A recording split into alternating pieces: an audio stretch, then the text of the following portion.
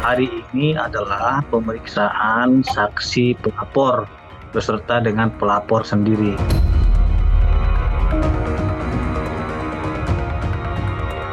Yang bersangkutan itu kan melaporkan pencemaran nama baik sesuai dengan laporan polisinya di Polda Jawa Timur. Akan tetapi dituduh pemerasan.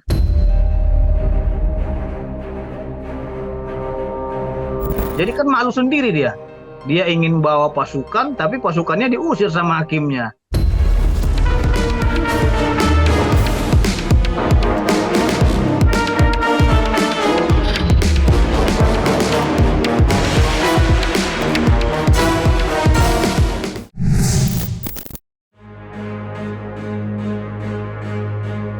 Agenda sidang lanjutan perkara antara selebritis Isa Zega dan seterunya Shandy Purnamasari kembali digelar di Pengadilan Negeri Kepanjen, Kabupaten Malang, Jawa Timur pada tanggal 25 Maret 2025 kemarin. Dengan beragendakan pemeriksaan saksi pelapor, sidang ini tentunya menjadi sebuah babak baru dari kisah perseteruan mereka. Pasalnya, persidangan kemarin merupakan pertama kalinya Isa Zega dan sang pengusaha skincare untuk dipertemukan secara tatap muka. Di mana sebelumnya baik di depan pihak kepolisian maupun dalam upaya perdamaian.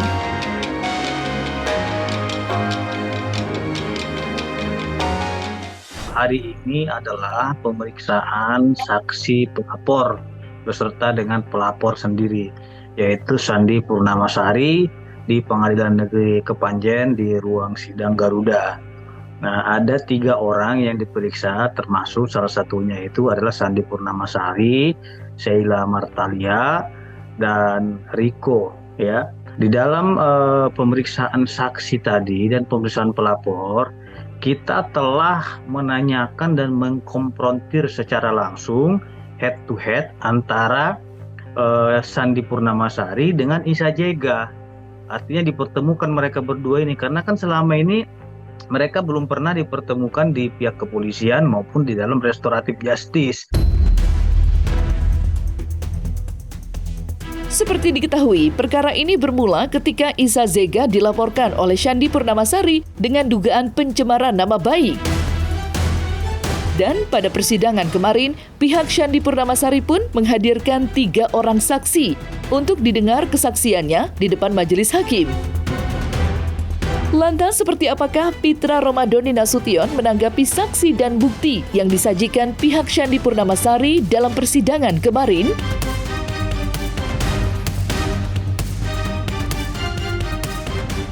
Ketika bukti yang mereka ajukan di muka persidangan melalui jaksa penuntut umum dan itu sudah disita, ada 3 barang bukti tersebut.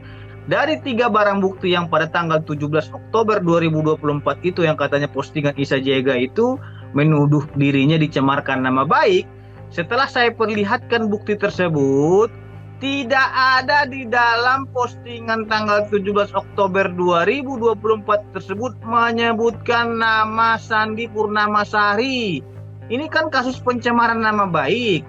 Nah, nama yang mana yang dicemarkan? Saya tanya juga di KTP nama saudara siapa? Nama saya di KTP Pak Shandy Purnamasari, kata dia. Terus di akte kelahiran namanya apa? Shandy Purnamasari. Terus nama mana yang dicemarkan oleh Isa Zega di dalam postingan itu? Nggak ada. Nah, terus kata dia, brand saya atas nama MS Glow merasa tercemar dan lain-lain. Persoalannya adalah dia melaporkan itu atas nama pribadinya, bukan PT MS Glow. Terus kita tanya juga di mana kata-kata MS Glow di dalam postingan Isa Zega yang tuduhan dia itu tanggal 17 Oktober 2024.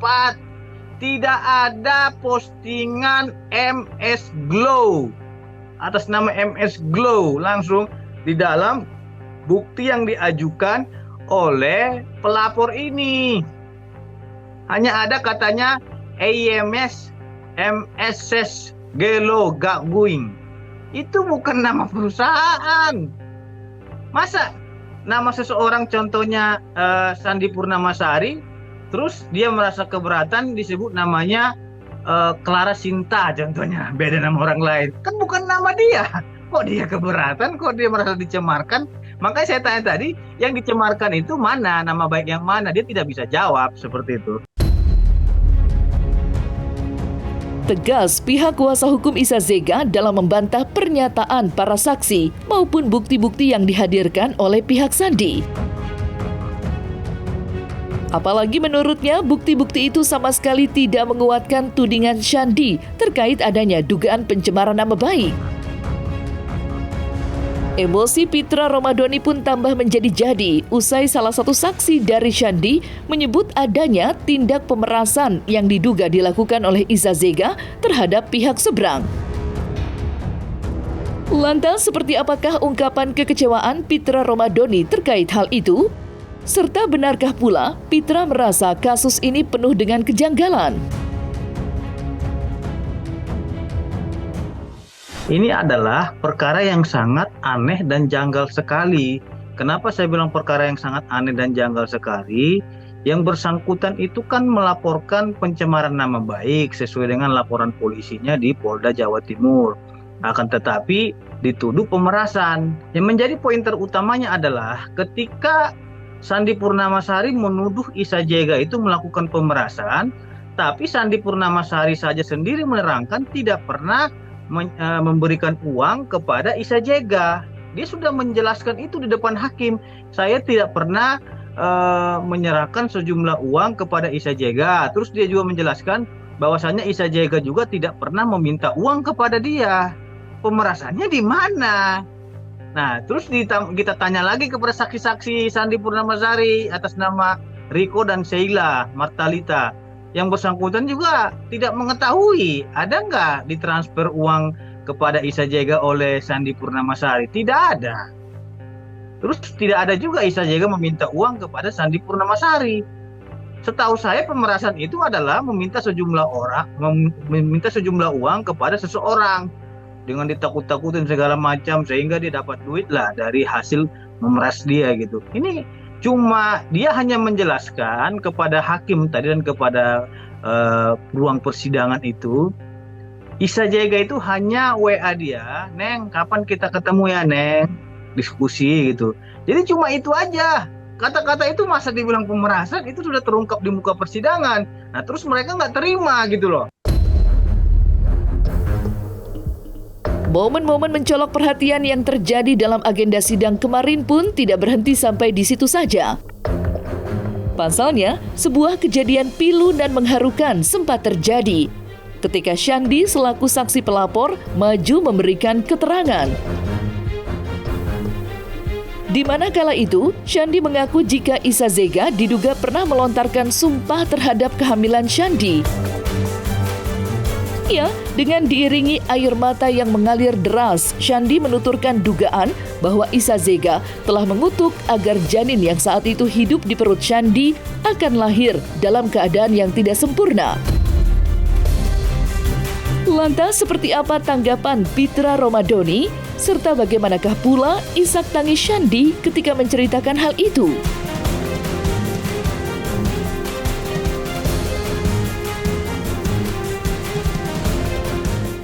Untuk kerugian material, saya menderita psikis yang dimana saat itu saya sedang hamil. Saudara Isa menyukai anak saya cacat, sehingga sebagai ibu hamil saya pikiran tentunya membuat saya stres sampai saya pendarahan sampai 3 kali dan ada sempat dirawat dan saya khawatir sekali kalau anak saya nanti meninggal cacat. Suruh mereka bersumpah di Al-Quran. Mereka agamanya apa? Islam. Apalagi itu ibu hamil, lagi hamil dia, suruh bersumpah anaknya kali keluarnya, suruh dia bersumpah kalau dia berani. Ketika saya melahirkan, hal yang pertama saya tanyakan bukan anak saya lakukan, saya perempuan. Kalau saya pengen kembali punya anak laki-laki, yang saya tanyakan bukan benar tidak laki-laki, tapi yang saya tanyakan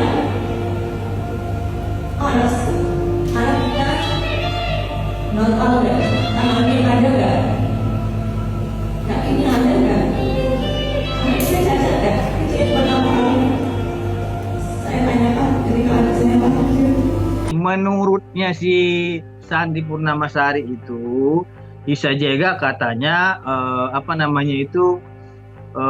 ada menyumpah anaknya. Berdasarkan bukti yang kita lihat, tidak ada Isa Jega menyumpah anaknya.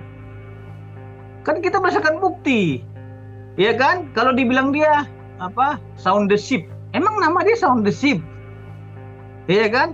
Terus sound the ship ini kok bisa jahat sekali ya gitu. Mana mungkin bisa kita laporkan seseorang pencemaran nama baik? Lain halnya kalau memang KTP dia itu namanya sound the ship. Kalau memang di kartu keluarga atau akte kelahiran itu nama dia sound the ship. Nggak bisa gitu loh.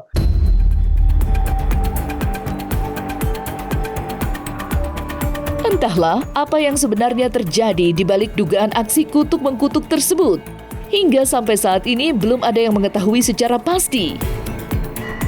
Namun selain itu, persidangan kemarin sempat pula dinodai dengan situasi tegang dan penuh dengan aksi saling berteriak yang melibatkan teman-teman Shandy yang hadir memberikan dukungan.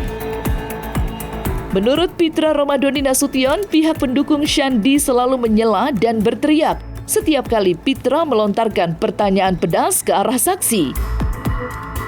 Bahkan menurut Pitra, salah seorang kerabat Sandi diduga sempat dipersilahkan keluar dari ruang sidang lantaran terus-menerus berbicara keras meski tak memiliki kapasitas hukum apa-apa.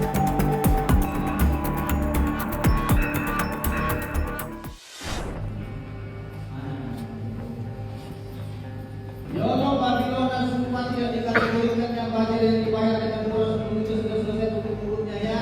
Online yang mau dibayar satu miliar ya soal listrik melalui perantara kami nggak mau ya di mana nama saudara.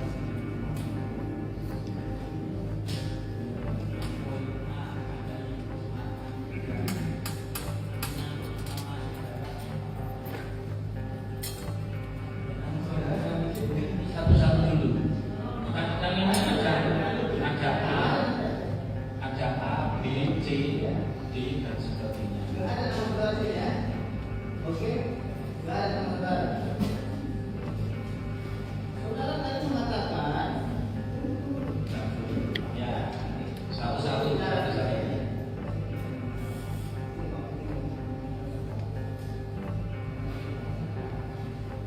di sini saudara juga menyatakan merasa dicemarkan nama baiknya oleh Isa Jega dalam story Boy B. Mereka mengambil kesempatan karena Mami memang ada sedikit kecewa jadi mereka masuk kasih duit padahal itu nama seperti Mami gak bisa nantinya Mami benar kasih duit pun Mami akan membela mana saudara. Enggak di Boy B. Hah? Tidak ada. Tidak ada. Sabar. Ya. Oke.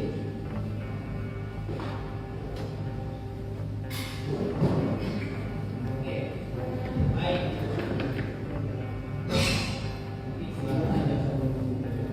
Baik.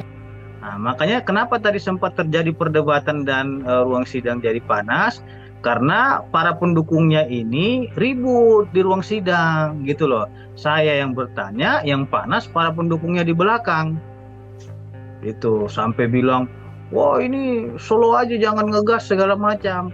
Nah, saya kira kita membuktikan suatu perkara itu harus terang benderang ya, bukan katanya-katanya. Pendukungnya ini saya kira terlalu berisik ya gitu. Nggak ada kapasitas dia untuk berbicara di muka persidangan ataupun di ruang persidangan.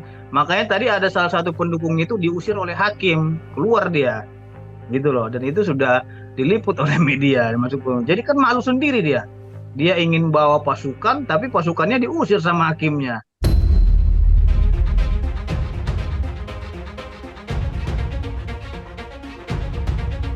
Di lain kisah, polemik panas antara Isa Zega dan Shandy Purnamasari memang masih berkaitan erat dengan huru-hara dugaan adanya sindikat mafia skincare yang kini ramai dibicarakan di jagat maya.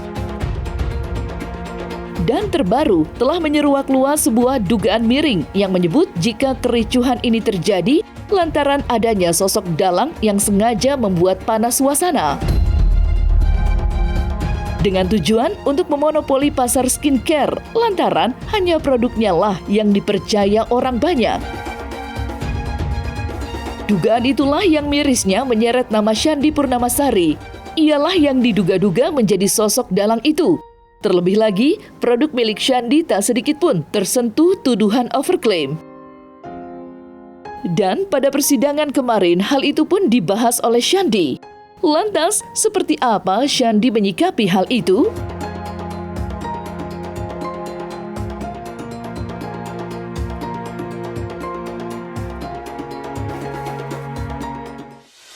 Saya menghancurkan brand-brand online. Bahkan pada tanggal 29, Saudara Isa mengatakan bahwa suruh Shandy sumpah Al-Quran bahwa dialah dalam skincare dan dialah yang merusak brand-brand online, dan Hakim Ketua, saya bersedia disumpah hari ini.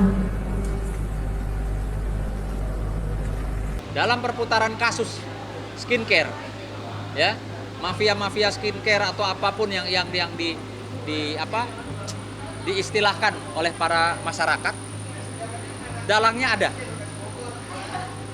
ada, dan dalangnya itu memang pengen melihat sesama pengusaha skincare berantem, sesama pengusaha pabrik itu berantem. Sekali lagi tentang perang skincare ini, aku tahu banyak sih. Bahkan aku tahu Siapa dalangnya? bukan cuma dalangnya sih, aku juga tahu benangnya dari awal. Karena kan aku ngikutin benar-benar dari awal ya. Cuma ini bukan saatnya untuk aku berbicara. Ketika aku berbicara sekarang, untuk apa? Ketika masih banyak yang nggak percaya, masih banyak yang bisa tergiring opini, menurutku itu belum bijaksana ya. Nanti ketika mungkin Pak Polisi sudah membukanya sedikit lebih terang, 75% sudah terang, atau 90% sudah terang, baru saya akan ceritakan dengan kalian nanti sebenarnya apa sih yang terjadi.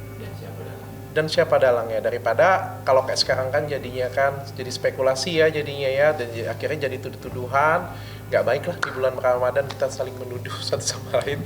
Biar nanti Pak Polisi dulu yang buka semuanya, baru aku akan coba menjelaskan. Kalau dikasih kesempatan oleh masyarakat, nanti aku akan jelaskan dengan masyarakat sebenarnya ini loh yang terjadi. Tapi karena terjadi penggiringan opini dan lain sebagainya, maka terjadi cekcok ya, netizen juga terpecah belah.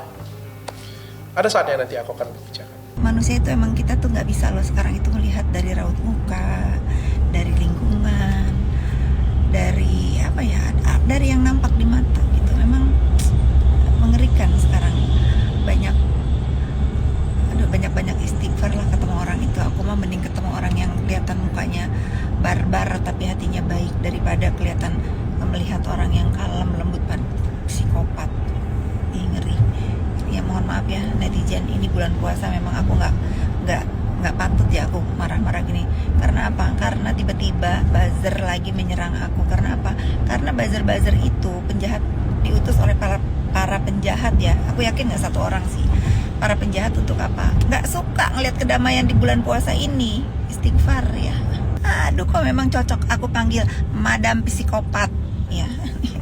Nggak suka banget lihat honor-honor skincare akur, nggak suka banget lihat kedamaian ya. Oh, itu memang tujuannya begitu, mengacak-acak dunia skincare. Sehingga apa?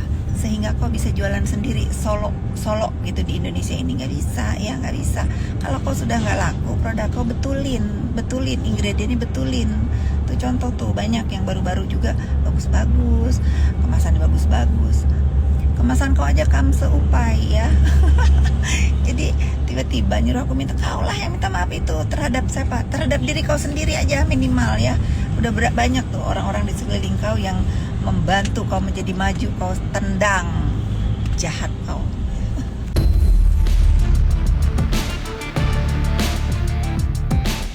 Nah, selesai sudah Cumi Lovers. Jangan lupa untuk like, subscribe, dan juga share channel YouTube Cumi Cumi.